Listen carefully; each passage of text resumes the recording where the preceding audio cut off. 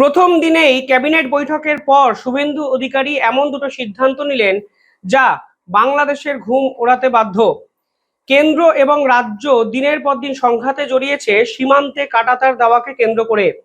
রাজ্য কোনো অবস্থাতেই বিএসএফ কে জমি হস্তান্তর করতে রাজি হচ্ছিল না। অবস্থা এতটাই খারাপ জায়গায় চলে যায় যে বিষয়টি হাইকোর্ট অবধি পৌঁছে যায় এবং হাইকোর্টের বিচারপতি সরাসরি রাজ্য সরকারকে তৎকালীন হুঁশিয়ারি দিয়ে বলেছিলেন যে অবিলম্বে জাতীয় সুরক্ষার সঙ্গে কোনো ধরনের কম্প্রোমাইজ না করে কাঁটাতার দেওয়ার জন্য যে জমি বিএসএফ চাইছে সে জমি বিএসএফ এর হাতে তুলে দিতে হবে।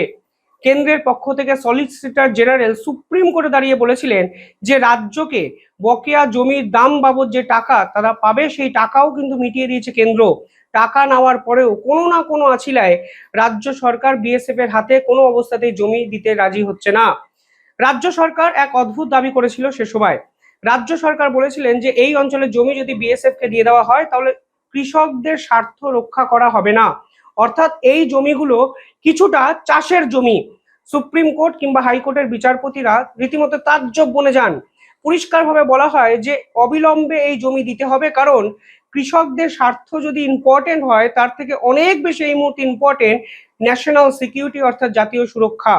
দিল্লি বিস্ফোরণের পর সরাসরি নাম জড়িয়ে যায় মুর্শিদাবাদের এবং মোহাম্মদ ইউনূসের সরকার বাংলাদেশে আসার পর আনসারুল্লাহ বাংলা টিম একের পর এক কায়দায় মুর্শিদাবাদ মালদার বিভিন্ন জায়গায় অনুপ্রবেশকারী ঢুকিয়ে স্লিপার সেলকে অ্যাক্টিভ করার চেষ্টা করেছে, তা একাধিক গোয়েন্দা রিপোর্টে আজ প্রমাণিত। এই অবস্থায় দাঁড়িয়েও তৎকালীন মমতা ব্যানার্জি সরকার কেন জমি দিতে চাইছে না সে বিষয়ে কিন্তু বড় সড় প্রশ্ন বিশেষজ্ঞরা বারবার তুলে দেন। কিছুটা ভোট ব্যাংকের রাজনীতি, কিছুটা সংখ্যালঘু তোষণ, সব মিলিয়ে জাতীয় সুরক্ষা কিন্তু বিপদের মুখে দাঁড়িয়ে যায়, যা এইবার সম্পূর্ণভাবে সুরক্ষিত রাখার জায়গায় রাজ্য এবং কেন্দ্র একত্রে যেতে শুরু করেছিল। বিজেপির নির্বাচনী ইস্তেহারে এর আগেও ভোট প্রচার পর্বে আমরা বারবার দেখেছি অনুপ্রবেশকারী ইস্যু অত্যন্ত গুরুত্বপূর্ণ ভূমিকা পালন করেছিল। স্বয়ং স্বরাষ্ট্রমন্ত্রী অমিত শাহ বারবার বলেছিলেন যে এই অনুপ্রবেশকারী ইস্যুতে কোনো ধরনের কম্প্রোমাইজ করা হবে না। যদি আসাম পারে, যদি ত্রিপুরা পারে, তাহলে বাংলা কেন পারবে না? পশ্চিমবঙ্গ তো দেশের মধ্যে বিচ্ছিন্ন কোনো জায়গা নয়, বরং এদেশের অবিচ্ছেদ্য অংশ আমাদের এই বাংলা। অথচ বাংলাকে নিয়ে এমন একটা ভাব আমাদের মুখ্যমন্ত্রী করতেন যেন মনে হতো আমরা প্রতিদিনই সংঘাতে জড়িয়ে পড়ছি। ভারত ও বাংলাদেশের মধ্যে টোটাল যে সীমানা আছে তার দৈর্ঘ্য 4096 কিলোমিটার। এর অধিকাংশই কিন্তু পশ্চিমবঙ্গ এবং বাংলাদেশের মধ্যে বিস্তৃত। মানে এই সংখ্যাটি পশ্চিমবঙ্গে প্রায় 2296 কিলোমিটার। এর মধ্যে কাঁটাতার দেওয়া নেই প্রায় 550 কিলোমিটার এর বেশি কিছুটা অঞ্চল, এবং 550 কিলোমিটারের মধ্যে কাঁটাতার দেওয়া সম্ভব 456 কিলোমিটার জায়গায়। বাকি অনেক জায়গায় কাঁটাতার দেওয়া সম্ভব নয়, কারণ এই জায়গাগুলি বিপদ সংকুল জায়গা। অনেক জায়গায় জঙ্গল, অনেক জায়গায় পাথুরে জায়গা, নদীমাতৃক জায়গা বলে ফলে কাঁটাতার দেওয়া সম্ভব নয়। কিন্তু এই 456 কিলোমিটার জায়গা দেওয়ার জন্য, কাঁটাতার দেওয়ার জন্য প্রয়োজন 600 একর জমি, যা রাজ্য সরকার কোনো অবস্থাতেই দিতে রাজি হচ্ছিল না। রাজ্য সরকার বারবার কোর্টে গিয়ে বলছিল যে কৃষকদের নাকি স্বার্থ রক্ষা করা হবে না, কারণ এখানে অধিকাংশ জায়গায় কৃষকের নাকি জমি। এই রকম এক অদ্ভুত যুক্তি রাজ্য সরকার কোর্টে পেশ করে। বিচারপতিরা পরিষ্কারভাবে হুঁশিয়ারি দিয়ে বলেন যে কোনো অবস্থাতেই ক্ষুদ্রতর স্বার্থ রক্ষার জন্য বৃহত্তর স্বার্থের সঙ্গে কম্প্রোমাইজ করবেন না। অবিলম্বে 31শে মার্চের মধ্যে জমি হস্তান্তর করতে হবে বিএসএফ কে। তা সত্ত্বেও রাজ্য সরকার কিন্তু জমি হস্তান্তর বিএসএফ কে করেননি। কেন্দ্রের পক্ষ থেকে বারবার বলা হয়েছিল যে এই বকেয়া বাবদ, মানে জমির দাম বাবদ যে টাকাটি রাজ্য সরকার পায়, সেই টাকাটাও রাজ্য সরকারকে কিন্তু কেন্দ্র দিয়ে দিয়েছে। এমনকি তুষার মেহতা, যিনি আমাদের দেশের সলিসিটর জেনারেল, তিনিও সুপ্রিম কোর্টে এই দাবি করেছিলেন যে রাজ্য সরকার কোনো না কোনোভাবে এই জমি দিতে চাইছে না এবং এটি একটি সস্তা রাজনীতি শুধু নয়, জাতীয় সুরক্ষার সঙ্গে বড়সড় কম্প্রোমাইজ করা। আর শুভেন্দু অধিকারীর ক্যাবিনেট প্রথম দিনই পরিষ্কার ঘোষণা করে দিল যে 45 দিনের মধ্যে এই অঞ্চলে কাঁটাতার দেওয়ার কাজ শেষ হবে।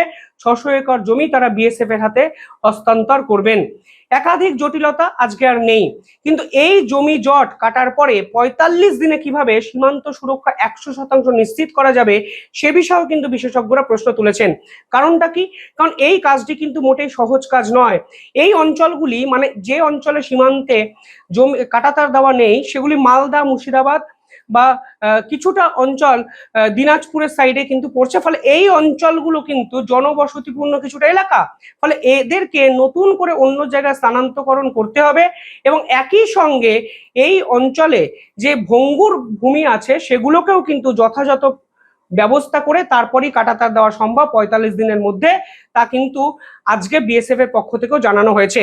কিন্তু কেন এই গড়িমসি, এই প্রশ্ন তো উঠবেই। পাশাপাশি ক্যাবিনেটের পক্ষ থেকে সিদ্ধান্ত নেওয়া হয়েছে যে লাউড স্পিকার বাজিয়ে ধর্মচারণ করার ক্ষেত্রে এবার একটু বিধিনিষেধ মেনে চলতে হবে, কারণ রাস্তা আটকে যদি কোনো নির্দিষ্ট সম্প্রদায়ের ব্যক্তিরা ধর্মচারণ করেন তাহলে সাধারণ মানুষ বিপদে পড়তে পারেন। ইম্পর্টেন্ট যেটা বিষয় তা হলো এক্ষেত্রে বলা হয়েছে কোনো ধরনের চরমভাবে কোনো পদক্ষেপ এক্ষেত্রে নেওয়া হবে না। প্রাথমিকভাবে এদেরকে বোঝানো হবে যে রাস্তা আটকে যদি ধর্মচরণ করা হয়, নামাজ পড়া হয়, তাহলে অন্য সাধারণ মানুষের বিপদ হতে পারে, সমস্যা তৈরি হতে পারে, যানজট তৈরি হতে পারে এবং একটি নির্দিষ্ট মাত্রায় লাউড স্পিকার বাজানোর কথাও কিন্তু রাজ্যের পক্ষ থেকে বলা হয়েছে, যে একাধিক আজকে পত্রপত্রিকায় প্রকাশিত হয়েছে। অর্থাৎ ক্যাবিনেটের পক্ষ থেকে পরিষ্কার বুঝিয়ে দেওয়া হলো ন্যাশনাল সিকিউরিটি এবং ইন্টারনাল সিকিউরিটি এবং সকলের সমান অধিকার, এই পুরো বিষয়গুলো টপ মোস্ট প্রায়োরিটি আমাদের সরকারের। এবং এই পার্টিকুলার বিষয়টি সামনে আসার পর বাংলাদেশের পক্ষ থেকে একাধিক বিবৃতি আসছে, ভিডিও আসছে। কেউ বলছে মুঘলরা নাকি হিন্দুদের অনেক কিছু শিখিয়েছে। হিন্দুরা ভারতে পোশাক পরতে জানতো না, ইটের দালান চিনত না, তখন ভারতবর্ষে মুঘল সাম্রাজ্যের শাসকেরা তাদেরকে সবকিছু চিনিয়েছে, তাদের কাপড় পরা শিখিয়েছে, তাদের দালান চিনিয়েছে। তারা যদি আমাদেরকে তাদের শক্তির জানান দিতে আসে, গৌর গোবিন্দের ভূমিকায় নামতে চায়, আমরাও তাদেরকে এদেশ থেকে মুসলমানরা একত্র হয়ে শাহজালালের ভূমিকায় নামবো ইনশাল্লাহ। আমাদেরকেও ওই ভারতে তাদেরকে আমাদের মুসলমান যে সংখ্যাগরিষ্ঠতার বাংলাদেশে আছে তাদেরকেও আমাদের শক্তির জানান দেওয়া উচিত। কেউ আবার বলছে শুভেন্দু অধিকারী জোর করে অবৈধ অনুপ্রবেশকারী মানে বাংলাদেশিদের বাংলাদেশে পাঠিয়ে দিচ্ছে। শুভেন্দু অধিকারী, তুমি কখনোই এই দেশের বাংলাদেশের চুলো চিরতে পারবে না। লাশের বদলে লাশ, রক্তের বদলে রক্ত, এটাই হচ্ছে একমাত্র পলিসি। ভারতের উগ্রবাদী, হিন্দুত্ববাদী আরএসএস এবং বিজেপি সদস্যরা, বিজেপি নেতাকর্মীরা, তারা সেখানকার মুসলমান নাগরিকদেরকে জিম্মি করে, তাদের ভোটাধিকার হরণ করে, তাদের নাগরিকত্ব বাতিল করে তাদেরকে বাংলাদেশে পুষিং করার ষড়যন্ত্র করছে। আমরা আজকে এখানে আজাদী আন্দোলনের মাধ্যমে ভারতের বিজেপি সরকার এবং এই শুভেন্দু অধিকারীকে হুঁশিয়ারি করে দিতে চাই, শুভেন্দু অধিকারী, তুমি কখনোই এই দেশের বাংলাদেশের চুলো চিরতে পারবে না।